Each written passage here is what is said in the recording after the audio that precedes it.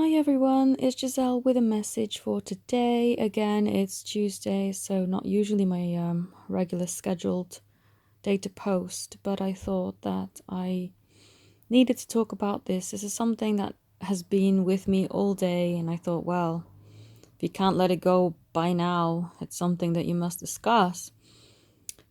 And it's the topic that this journey really is not for the faint of heart. It's not for the ones who aren't prepared to really challenge themselves. And by challenging yourself, I don't mean only the negative things. I actually mean challenging yourself in a good way, building up that tenacity, but also getting to know yourself more so that you're more ready and able to really achieve your heart's desires. What I've also noticed over the past few days is that the divide is getting larger. People are becoming braver or more scared, more courageous and joyful, or more angst driven and insecure. And for the ones who are becoming more authentic and rising up in their vibration, it's truly a beautiful thing to witness. And it feels so empowering to talk with them and just be in a very familiar frequency. For those who are feeling extra scared, I get a sense that they're trying to really put not requests actually, demands out there to the universe, trying to twist the other's arm. And these are often people who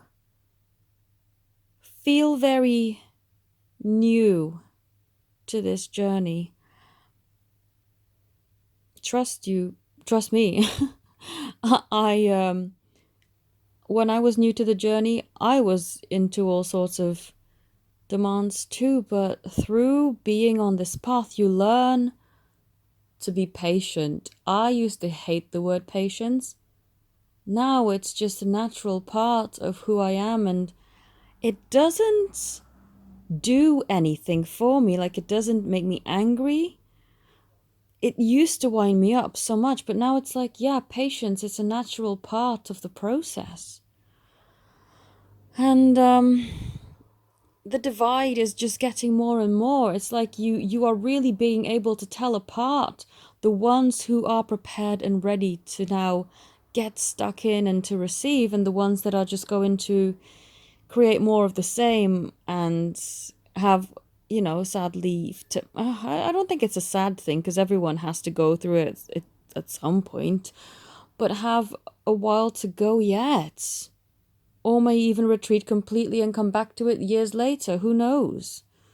Everyone's journey is different. You can't predict one from the next. And all I know is that the truth already lives in your heart. And if you are willing to get quiet and stop allowing your rational mind to rule you, and for your brain to go, but what if?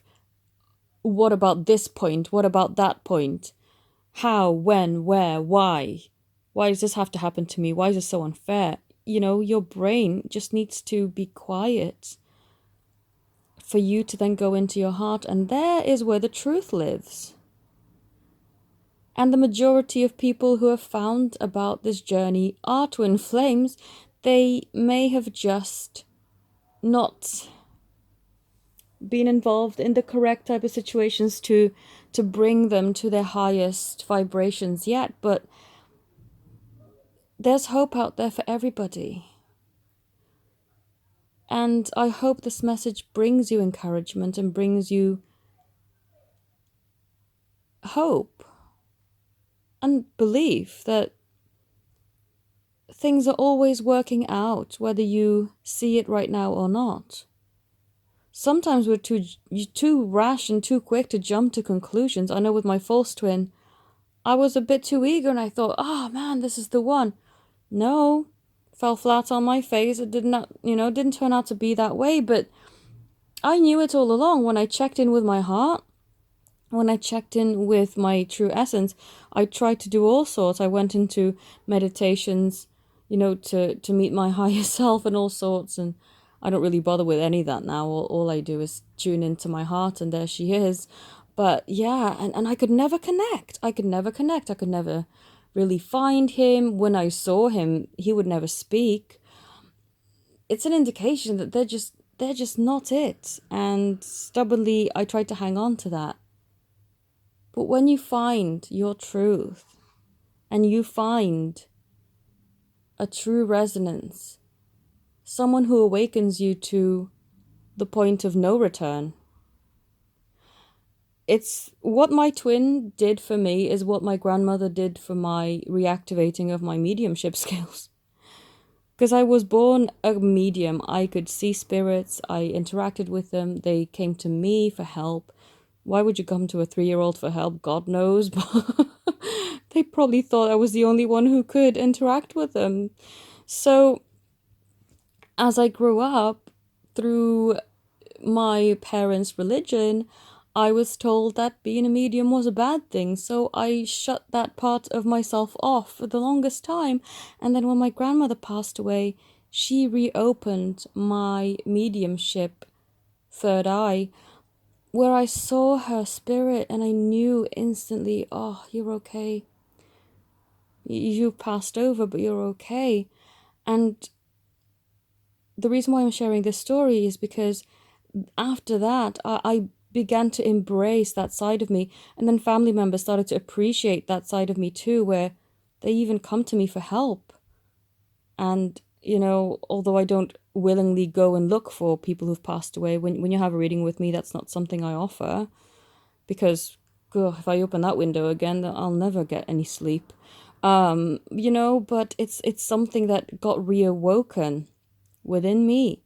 And my twin reawoke something I never really knew I had, but it felt so familiar. It's that magic knowing from when I was little.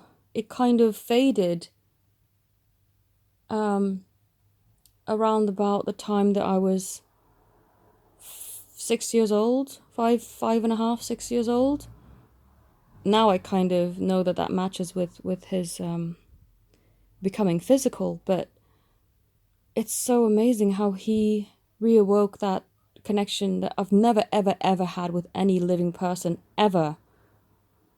The only person who I see hanging around me in spirit was my relatives who've passed away, but he did the very same.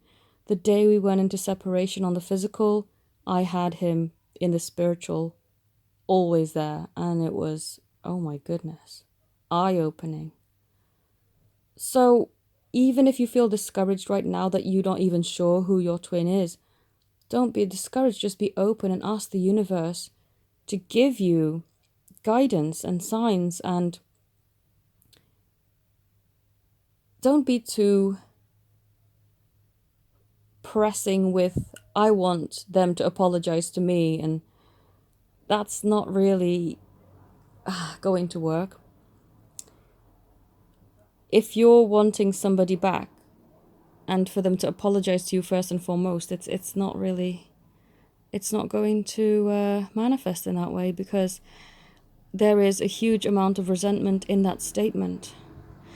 Even though you may not acknowledge it or recognize it, there's an amount of codependency. And that's what this journey teaches, is that there cannot be a codependency. That's why we are so pushed to go within and work on our self-love and our self-worth first and foremost. That's where people sometimes misconstrue my messages about finding your worth within first, and the relationship between you and yourself are the most important one. And people then think, well, what, you don't need other people? I'm not saying that, but I'm saying that you must focus on yourself first, Because without that, you're going to continue to be needy, you're going to continue to be codependent, and that's actually going to push the other person away. That's what, in most cases, pushes the other person away. So yeah, the divide is getting ever larger. There is no middle of the road person anymore, it seems. You're either going to be really tenacious and strong and able to do this and have that fighting spirit, or you're going to go extremely the other way, feeling like giving up and just fed up. I guess now is a good time to ponder upon, who do you want to be? Do you want to be one of the brave, courageous ones, or do you want to be one of the ones who throws in the towel? I received a very inspiring letter last night. Well, email. I call them letters. Am I living in the 90s? Okay. Yeah, I got an email from a lady, and this is the first ever time I heard of her. And this is the second person, actually, who has given me a similar letter. A letter again, there I go. Oh well, you'll have to excuse me. I'm stuck in the 80s. I don't know what's happening.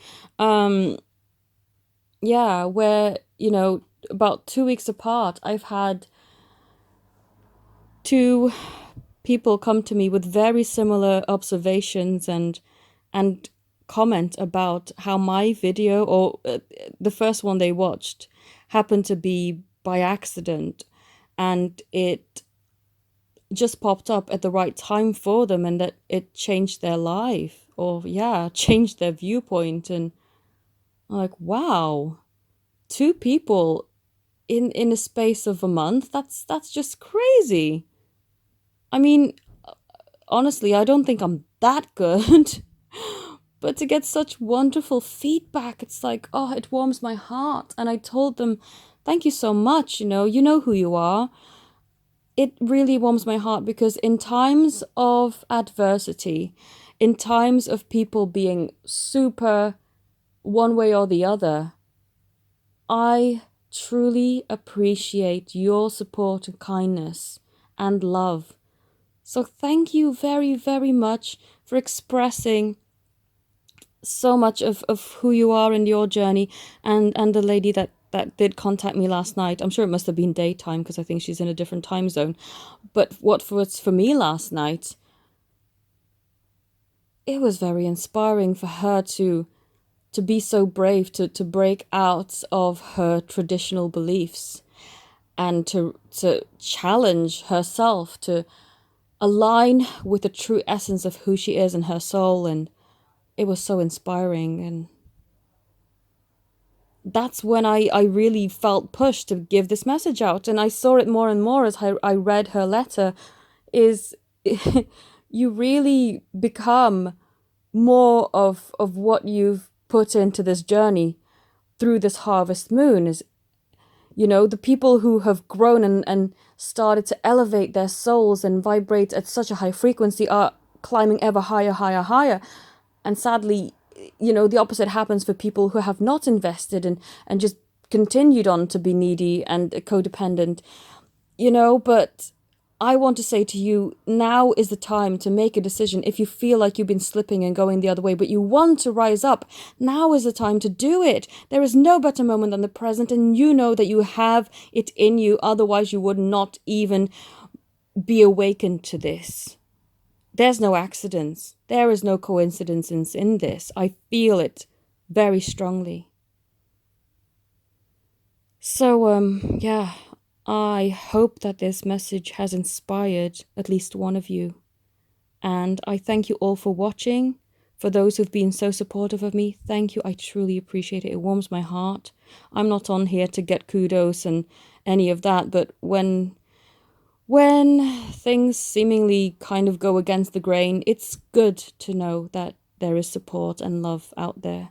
And I truly appreciate you. Thank you for watching, and have a beautiful day. Namaste.